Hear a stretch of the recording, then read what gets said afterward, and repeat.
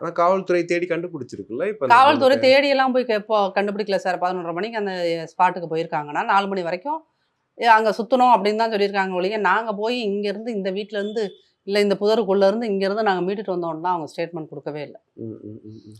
இவங்க எல்லா விஷயத்திலும் திமுக வந்து பொய் சொல்றது தான் மக்களுக்கு கடுப்பாகுது. நாங்க கடுப்பாகுதுன்னு சொன்னோம்னா, உடனே நீங்க ஆப்போசிட் பார்ட்டி அதனால உங்களுக்கு கடுப்பாகும்னு நீங்க சொல்லுவீங்க. மக்களுக்கு டேய் இதுலலாம் எதுக்குப்பா பொய் சொல்றீங்க? ம். போலீஸு இதுக்கு முன்னாடி பார்த்தீங்கன்னா, இங்க சென்னைக்குள்ள வந்து அந்த கிளாம்பாக்கம் பேருந்து இல்லையா?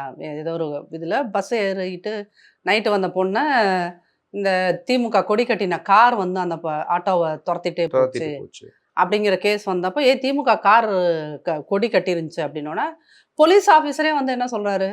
இல்ல, இல்ல. அது வந்து இந்த டோல்லாம் இருக்குல்ல, அதில வந்து இது பண்றதுக்கு, ம். ஃப்ரீ வாங்குறதுக்காக நாங்க கொடிய கட்டியிருந்தோம். திமுக காரர் கொடி கட்டு அப்போ ஒரு குற்றம் யாரு செஞ்சாலும் தப்பு தான் சார்.